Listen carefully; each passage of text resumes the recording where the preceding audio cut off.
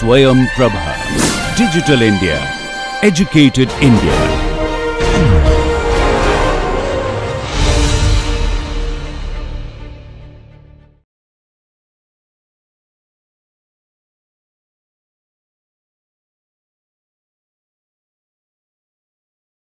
We've talked around that. So let's talk about energy. What do we have by way of energy? If we are looking at distributing and reducing our consumption, we need to first know what are we consuming, what are we using for our energy source, so that we can know where to cut. So what we want to do is examine our energy budget. How much are we producing? What type of energy are we producing?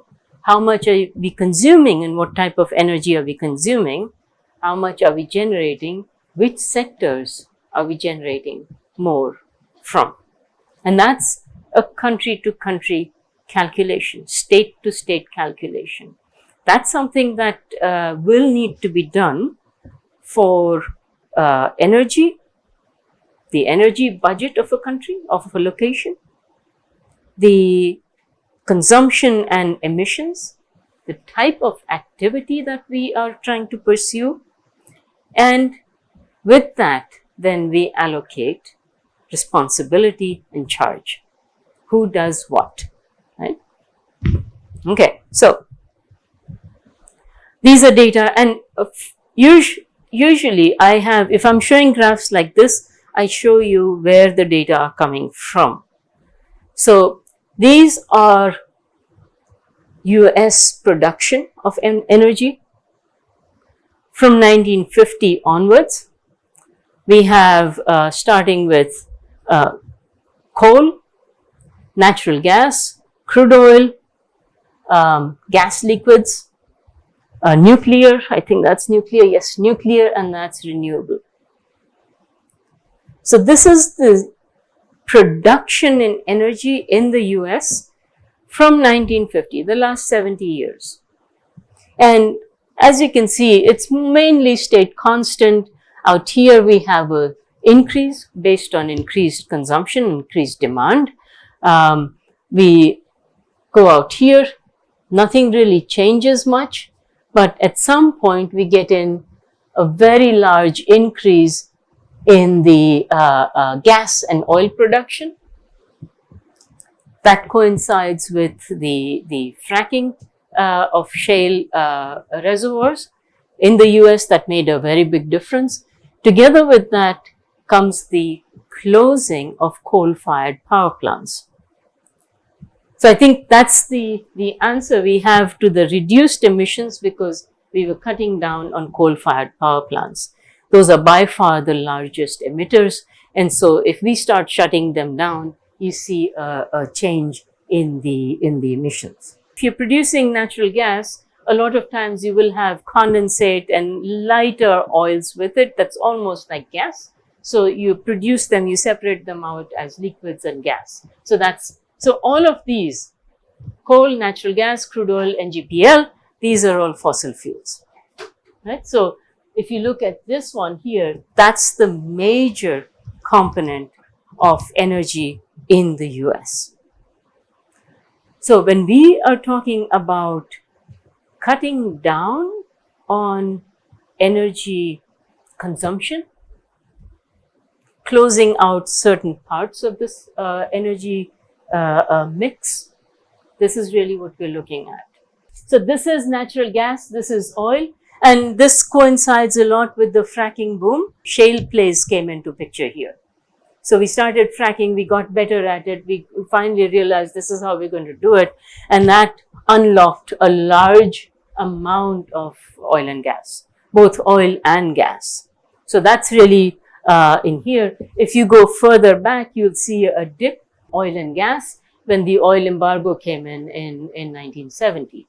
So that is, oh sorry, it should be here. Should be out here, and that's pretty much what we're looking at, that thing out here. It's heavily smooth. So if you look at raw data, you'll see that dip coming in, where US started saying, okay, we need to go back to finding our own oil. We can't rely on Saudi Arabia. I was in Iceland looking at geothermal energy sources.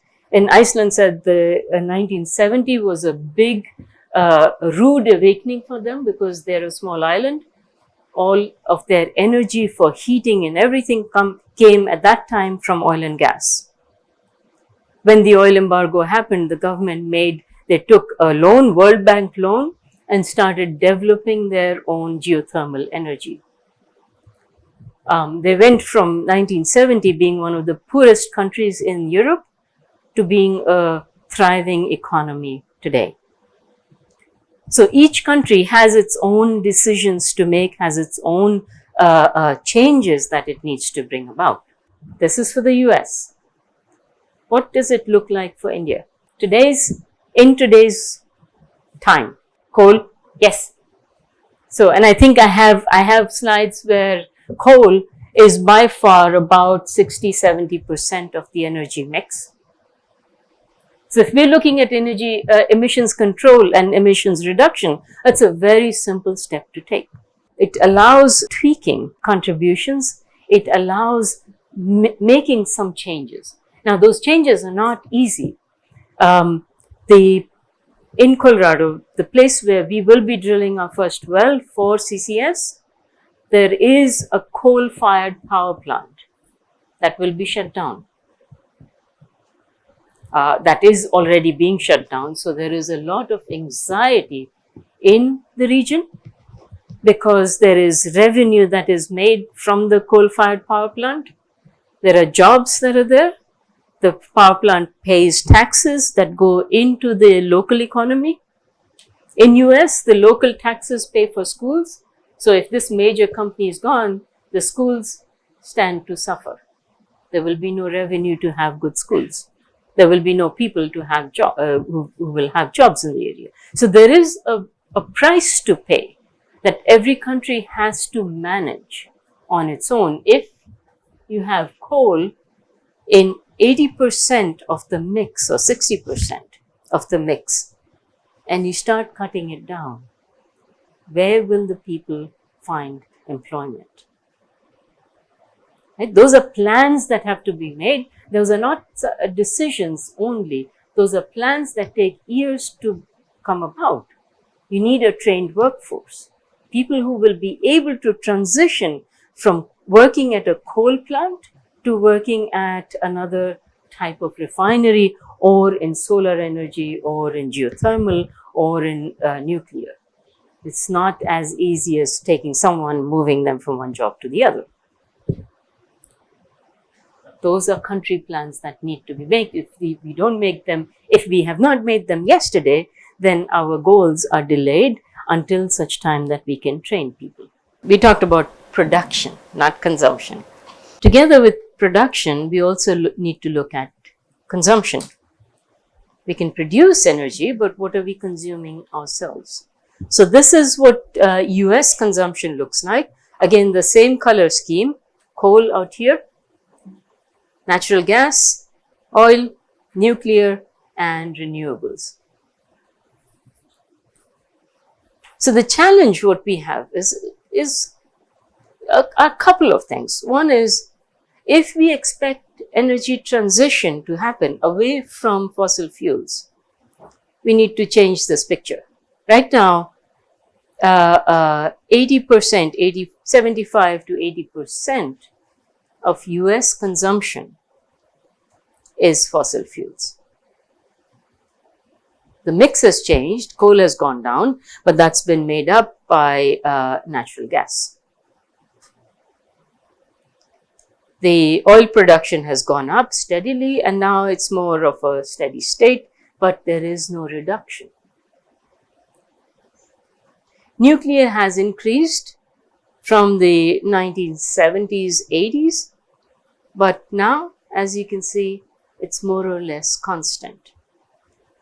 The increase that needs to happen in these two parts, in the nuclear and in renewable energy.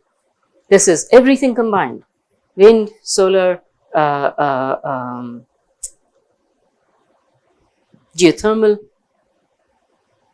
Every part of renewable energy is contained in this little segment. It's about less than 5% of the mix. You add nuclear to it, it's maybe 10-15%. That's about it. So there are challenges that US needs to meet to be able to go through with the energy transition and move away from fossil fuel reliance. We can look at the data a little bit differently. These are US energy exports and imports, or net imports actually. So here we have crude oil. This is the oil embargo, and out here is the increase, and the imports started reducing out here sometime after in 2007, 2008. Similarly, natural gas, the imports have reduced quite a bit. Petroleum products gone down again, same picture. And coke and coal has gone down a little bit, but I would say this is normal fluctuation. So the imports have remained at steady state for coal. Everything else has reduced. We can take this entire thing and compare it. So now what we're looking at are two sets of graphs, consumption and production up here, imports and exports. So the result of the fracking that started coming about somewhere around 2008, 2009, 2010, this is when the whole industry was booming.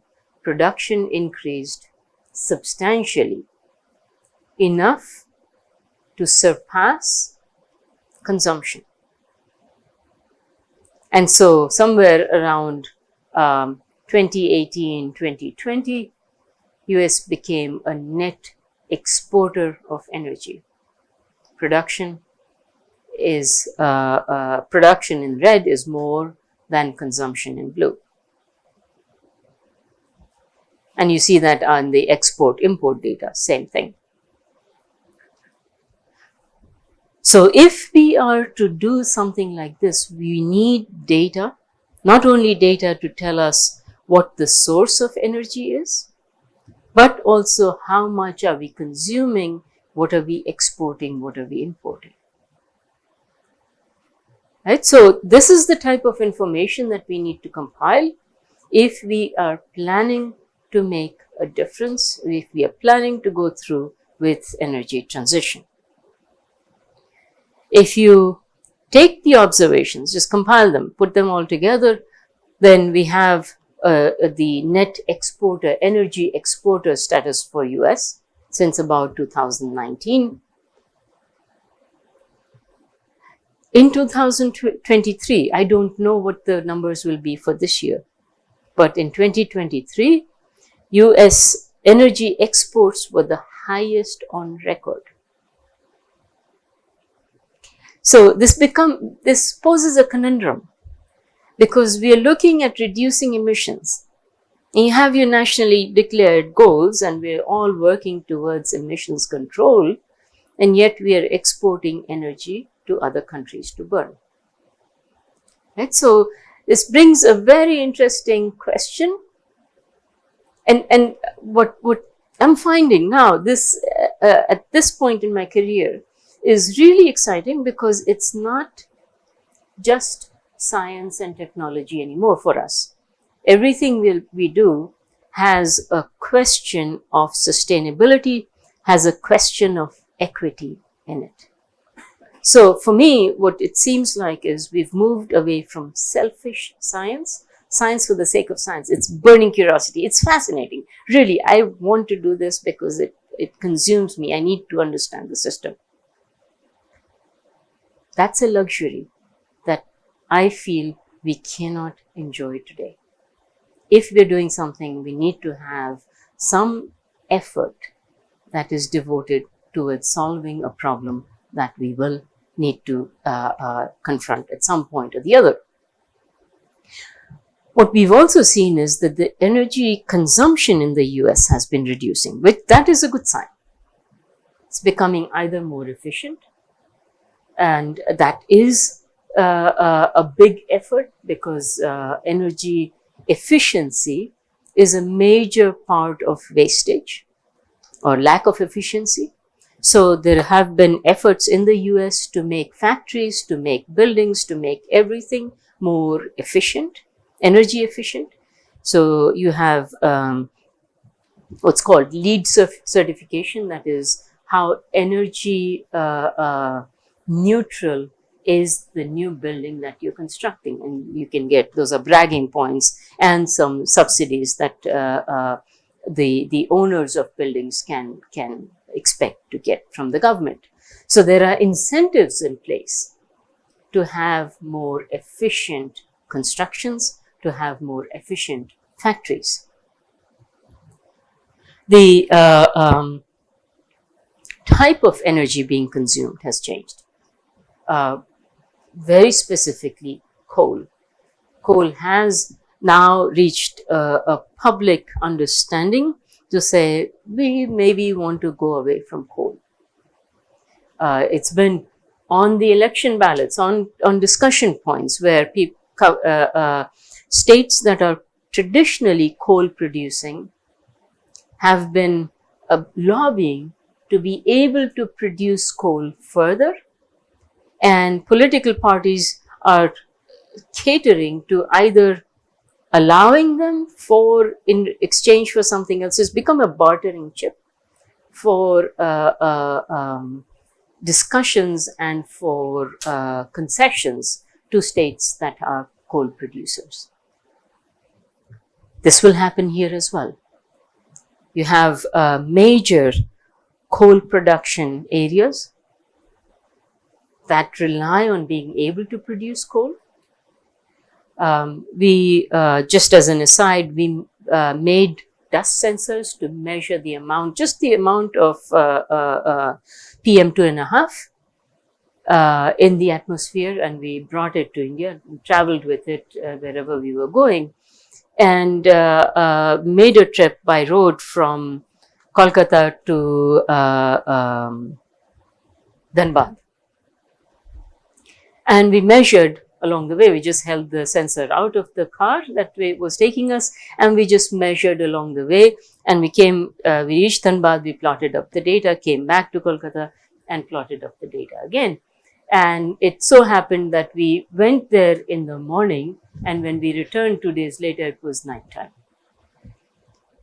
And so the data were very interesting, because during the daytime, the emissions, the particle, the PM2.5 were lower than what they were in the night.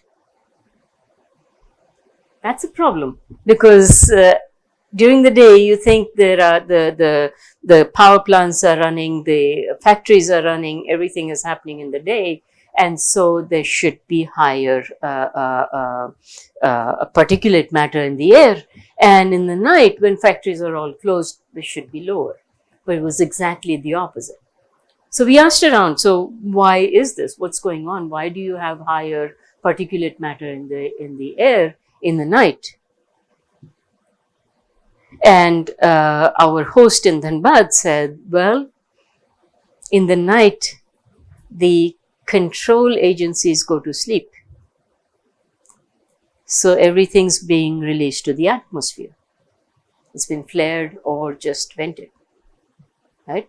So those are some of the real challenges which we will face on trying to make everyone be, first of all, compliant with existing rules, and then make the rules more stringent.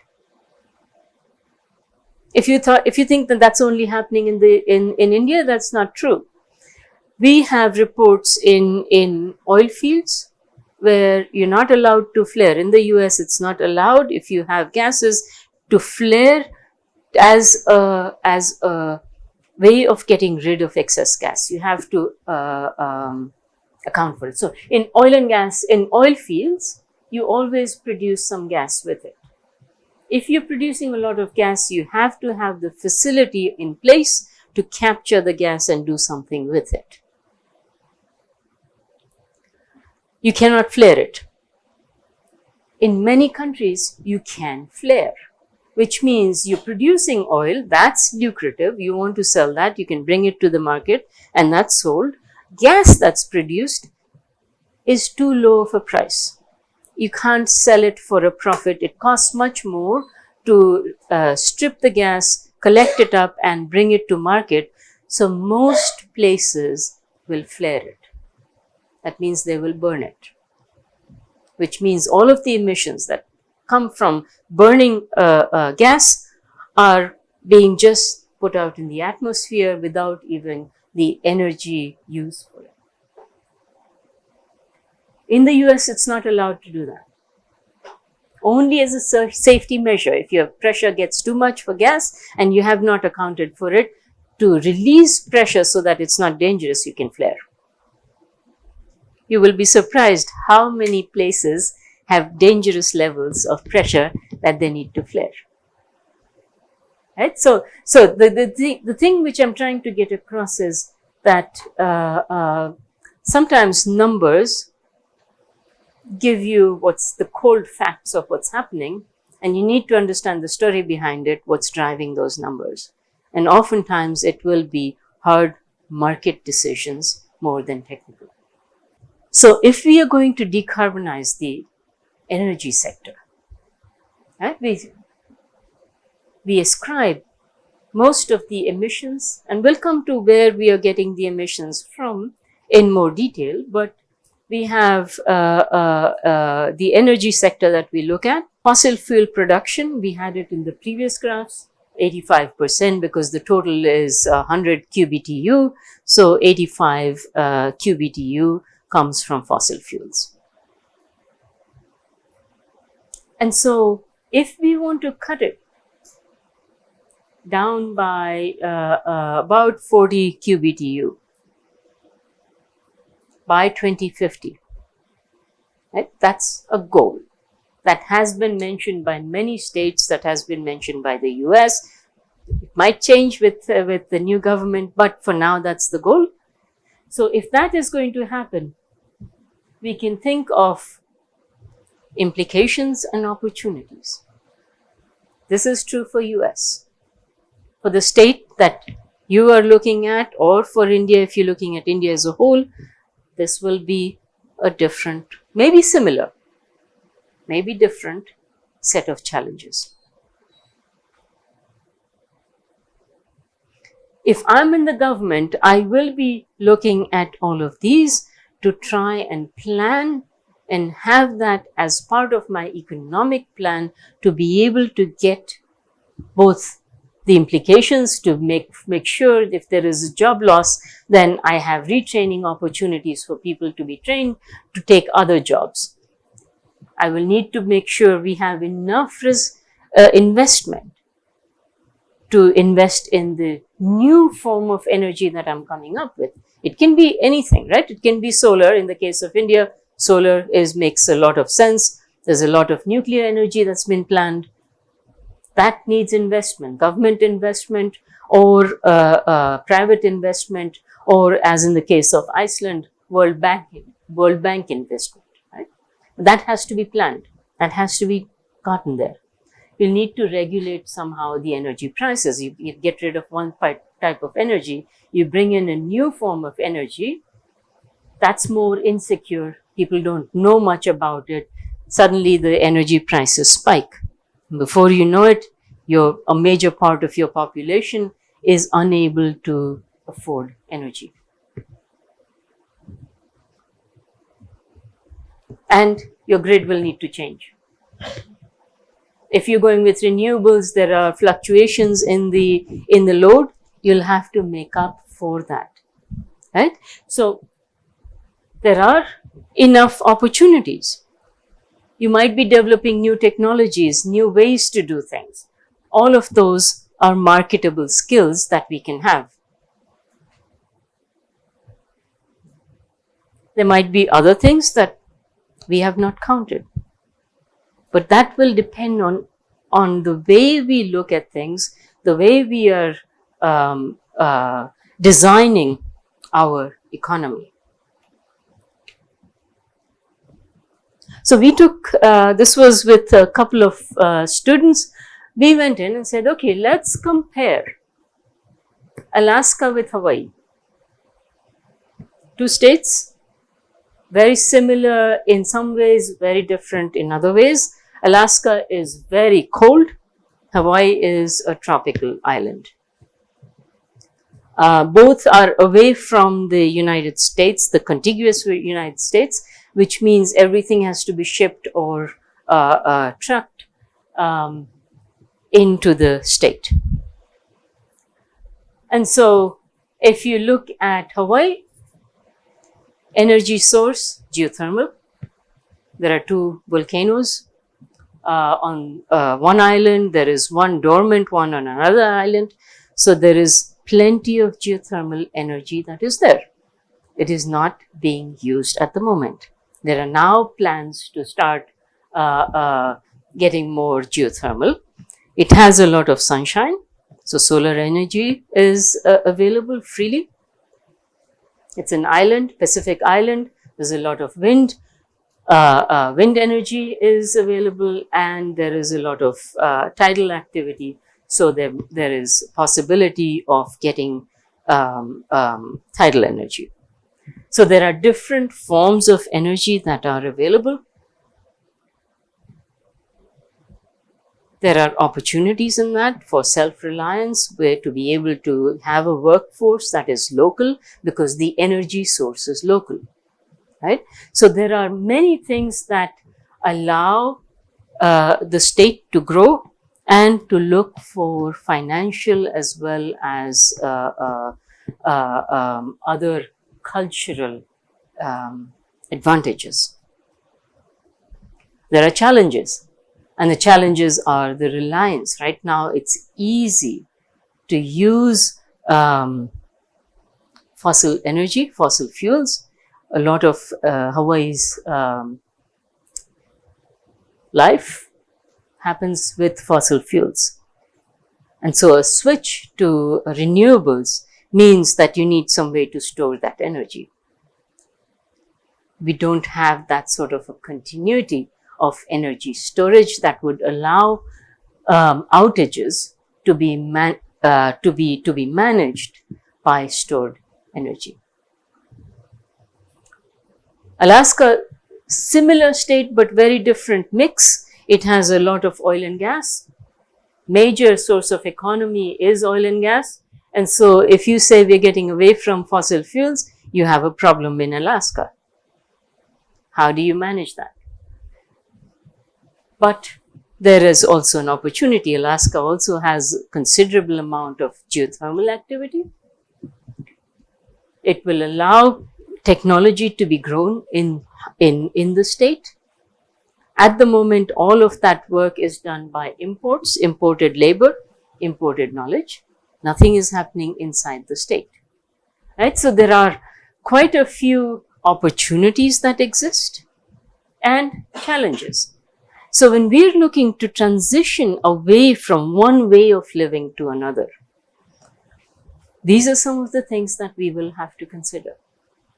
So as you're being a legislator in your state, you will need to say, how are we going to manage it for my state? And you'll need data like these. You'll need data to say, where are we using energy? How much are we using? What are we bringing into the state? How much are we exporting? How much are we importing? Are we an importer or exporter of energy? Okay, so let's look a little bit more in detail of what the energy consumption is. This is data pulled in 2024, so not so long ago. We are in November, so about 6 months ago. The energy consumption is primarily petroleum, natural gas. Some of it nuclear, and then we have coal, and this is renewable energy, about 10%. In renewable energy, you have biomass energy, that's BECCS, and then you have wind, hydroelectric, and so on. So when we're looking at this and we see this sort of a graph, and we say we have a problem because we really are not managing this transition very well. We are geothermal. If you look at geothermal, we are investing heavily in geothermal. In the state where I live, Colorado, we have low-grade geothermal energy. We are creating opportunities and trying to win that, but it's not enough. We still are barely scratching the surface. We can go a little bit deeper in that and we can say, okay, so we have the source over here and we have the use on this side, right? So we can either cut the source. We can say, let's reduce everything over here. We reduce this by 10%, this one by 10%, but then we'll have to go through and say who will be affected here, because we need to get to who's consuming this energy. So these are the people we want to address. And now we have, and each one of these has numbers of how much of that petroleum that we are consuming, where is it going, who's consuming, who's the end user, right? So if we are going to make a case, then we need to go to transportation, for example. If this is the US, then the transportation is single cars. That means everyone drives their own car, not much carpools, and not much public transport.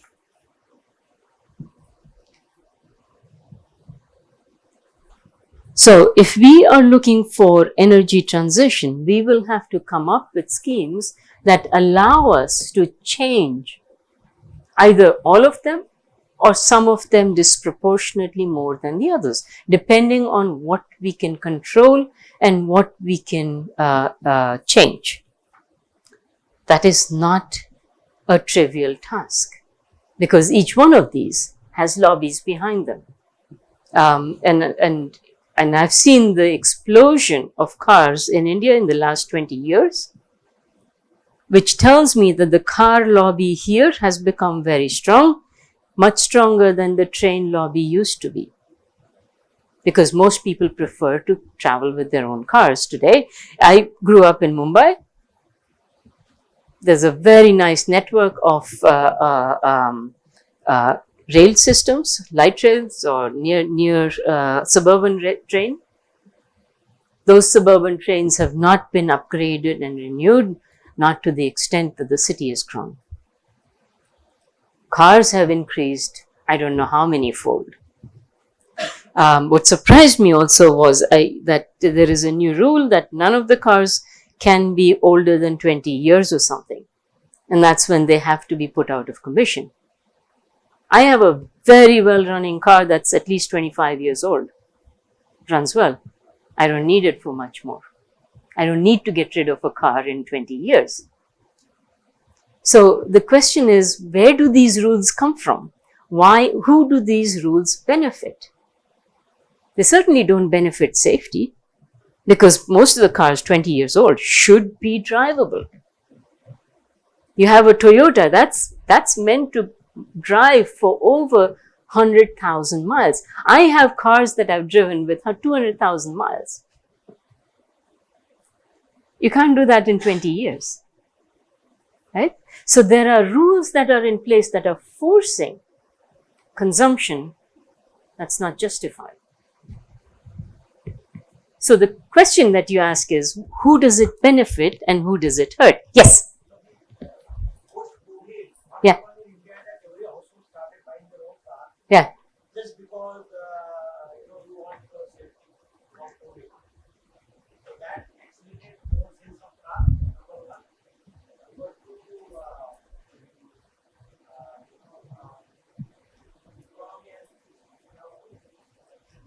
Yeah.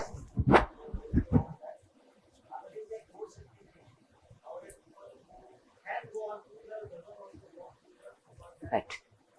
Yep. Yes. And you're right. So 3 points. COVID has increased because has increased the number of cars because of safety, because of health issues. The second one is economy. We've grown richer, so we don't want to go in buy cars because it's belongs to status. Right. There are other countries that have many cars, and the third one is safety. Right.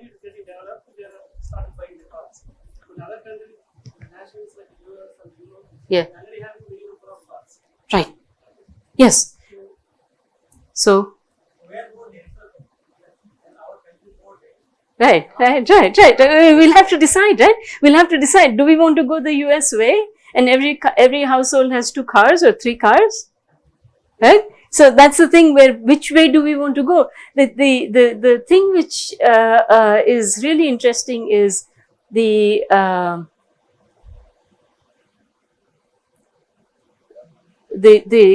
definition of what is affluence, right? Is it having 2 cars, and is it your definition, or is it taken by someone else, from someone else? Who's imposing that standard, the standard of living that we say, right? So that's the part which is very interesting for every. Right now, it doesn't feel to me that countries decide on their own. It is coming from some ideal of living standard that is imposed.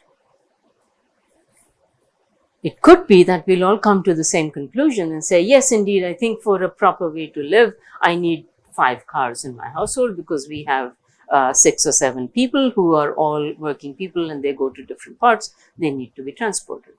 Sure. But that's not true of everyone, right? So that's the part which is going to be really interesting on how do we manage expectations and stimuli from outside that says, this is what you need to be happy.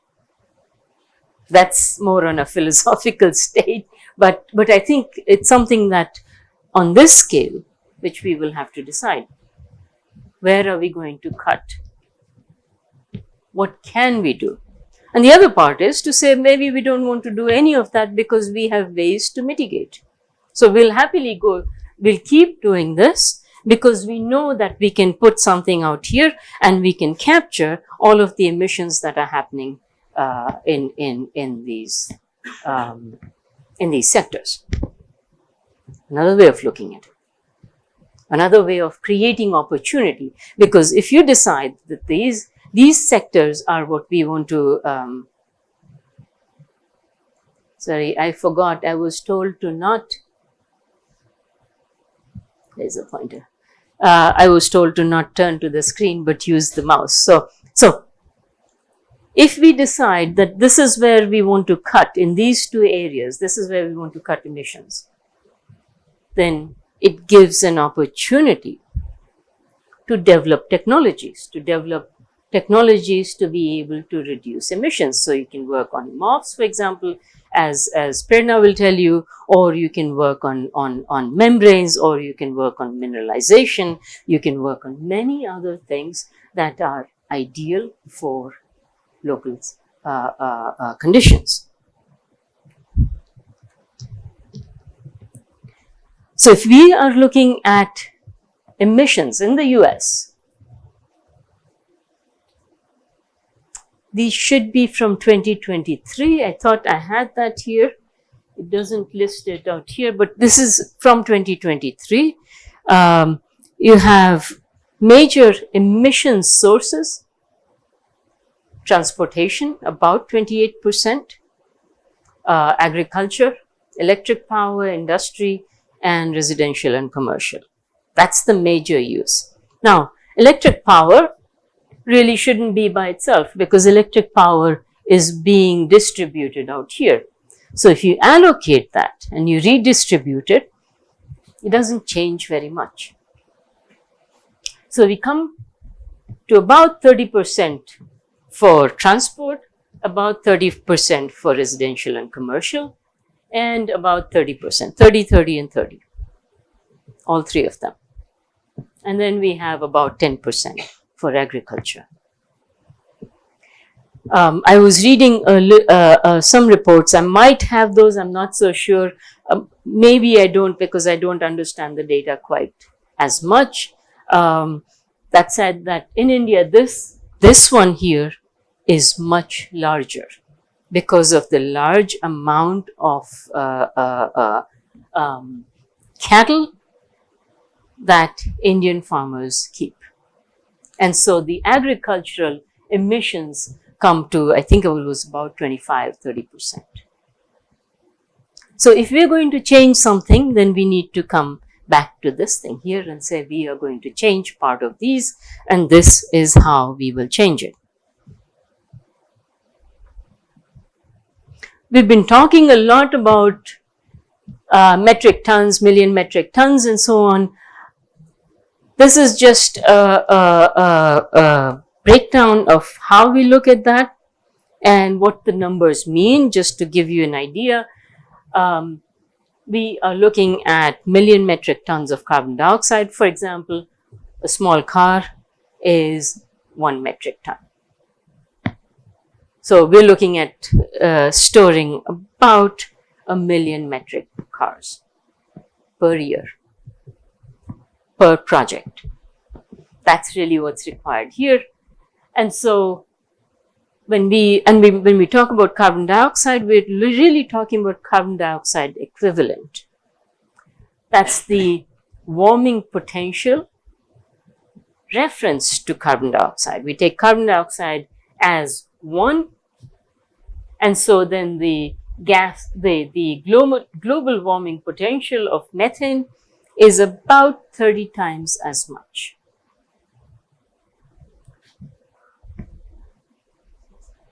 Nitrous oxide about 300 times as much.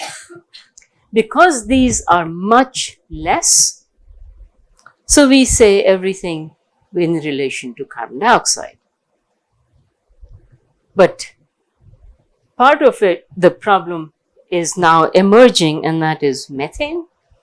Methane emissions are increasing, at least in the US, by quite a bit. Some of it due to what's happening in the factories, what's happening in oil fields, but a lot of it from abandoned and old oil field wells that are leaking methane into the atmosphere. So there are large-scale satellite imaging, satellite measurements that are mapping old oil fields for their emissions in methane, and modeling that together with wind patterns to see where does that lead us to, where is it ending up in. Okay. If we, sorry, that looks messy. Hang on one sec. So if we look at the emissions from 1990 onwards until 2019 in the US, we have, oh no, sorry, this is global emissions. We have fossil fuels out here, about 60% of emissions from fossil fuels, carbon dioxide from land use about 11%, and methane, nitrous oxide, and fluorinated gases. So that's pretty much the mix, and as you can see over time, that mix has not really changed very much, except for the fossil fuels that have gone up, carbon dioxide from fossil fuels that has gone up substantially. In 2020, we looked at these data in a slightly different manner. In 2020, this is the emissions by country. And so if you are United States or if you are EU, this is really how you want to show data, right? Because it puts China in a really bad light. It puts India as one of the emerging ones because this is being projected to increase, and China has already increased. And China is saying, wait a minute, no, hang on guys, this should be by per capita, or it should be as historic emissions. And the rest of the world is screaming and saying, no, wait a minute. These are, I don't know how many countries that are lumped together. Each one of them has a little tiny piece. So there is a whole thing of fairness and all this. And the reason I'm bringing up this point over and over again is because at some point we have to reconcile, we have to be able to say, what are we going to do? Okay, last topic for today. We divide up emissions in scope 1, scope 2 and scope 3 emissions. Is that a concept? No? Okay, good. So, when people talk, or countries or companies talk about net zero, they usually mean scope 1 and scope 2 emissions. Right now, scope 3 emissions are in a limbo because no one takes responsibility. When we talk about fossil fuels and emissions from fossil fuels, many of them fall in scope 3, many of them are our responsibility, individual responsibility. Right? So if I'm just to briefly explain that, scope 1 emissions are direct emissions. I'm doing something and that's causing emissions. That's scope 1. Scope 2 is emissions that are caused because of what I do. I need something, so I'm building something, I'm going to buy things, and that the production of that part leads to emissions. So that's my scope 2 emissions. Scope 3 emissions are, I buy something and someone delivers it to me, they deliver it to me by truck or whatever. I have no control over it, and so that becomes a scope 3 emission. Or people who come and work for me in my factory drive, every one of them single cars, every one of them highly polluting cars. That's my scope 3, because I cannot tell them not to drive. I cannot tell them you have to take a public transport. But they're coming there just because they have a job in my company. Right? So we have these different scopes of emissions. When we talk about net zero and companies going net zero, these two are often what they talk about, because many companies say, we cannot control what you are doing in my company. That's your responsibility, right? So scope 3 emissions are by far the most difficult ones to control and the most difficult ones to manage. We can also look, I got into trouble with my school because I was teaching an undergraduate class, and I said, we do a lot of research in CCUS. How do you mitigate? What do you do? What are the different challenges? What are social aspects? What are technical aspects? And so on. But in doing that, we also consume energy and generate emissions. So I sent out the entire class. I had about 100 students. And so every week I would send them out to interview the different parts of the administration to say, what is the footprint of mines as an institution? What's our carbon footprint? How much are we consuming? How much are we emitting? I was told not to do that. Because that's not very popular, because we are doing so much in research to solve the problem, we cannot see that we are a problem ourselves, right? So it became a running joke, and I tell everyone who wants to hear that I was told to desist by my university. But any institution, and you can look at IIT Madras, right? You can investigate your own company, your own university, to say, what is my carbon footprint? Usually. And so I looked online, I said, okay, well, I'm sure I'm not the first person thinking of this. And sure enough, there's a paper by two people here that did that and said, okay, there is a carbon footprint of an institution, educational institutions. This is one of the few papers I found in this. And it said these are the major emission reasons. There's commuting out here, there's business travel, as you know, faculty travel everywhere to beg for money and to present papers to say, well, this is what we did with your money. There is commuting, there are people coming back and forth to the university. So that takes up a fair amount. Generation of waste out here, stationary consumption today, that might be going down because we don't do anything on stationery. And then we have vehicle fleet and electricity. If it's a new university, and as you can see over here, construction is really down. These are mature universities. New universities, that goes up substantially. So when we are looking at things for ourselves, doing an inward look, that's the part that we want to look at. And you can divide them up into scope 1, scope 2, and scope 3 emissions. The university, I travel for university business and I commute to get to work. The university cannot tell me, you will not come by car.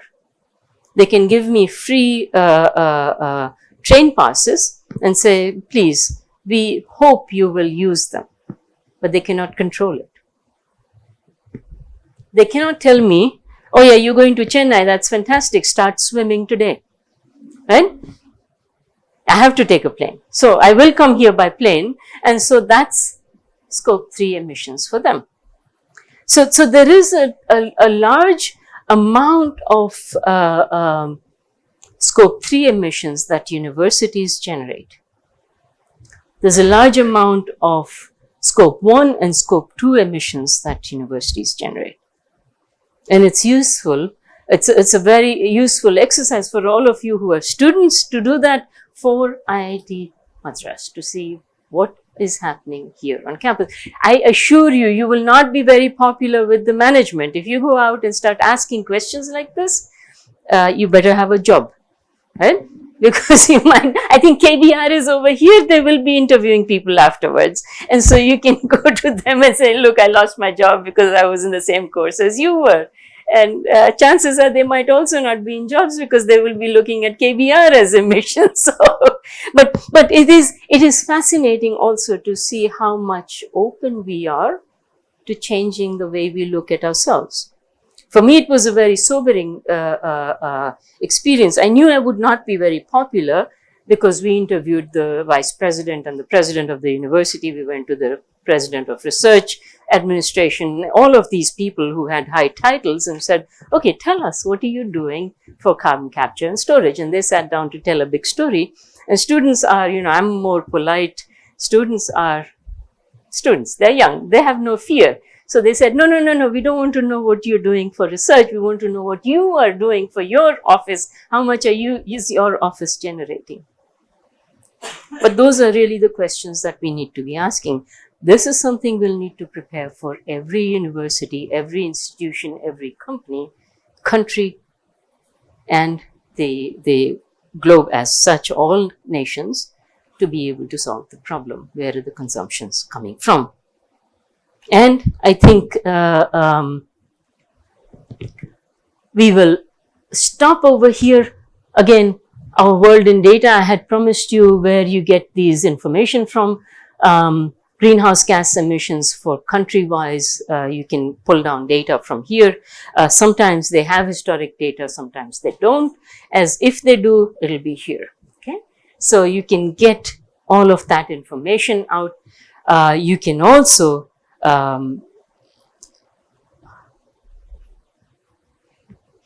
look at attributing emissions. If you pull down data for 5 different countries, let's say around, because as you heard Dorothy saying, it doesn't matter, it's not your emissions and my atmosphere, we all have the same atmosphere that we are breathing, then it doesn't matter which country you're looking at, we'll need to develop the plan together. How are you going to do that? Let's say you take the ASEAN nations, 5 countries, right? All joining each other, or all fighting like siblings always do. And so how are you going to reconcile emissions between the 5 countries that belong in the ASEAN nations? What are you going to do if your neighbors? We did this exercise for states. About 7 states, big ones, small ones, Hawaii, Rhode Island, Idaho, Colorado, Texas, Alaska, and South Carolina. This could be a representation of the world because there are very rich states.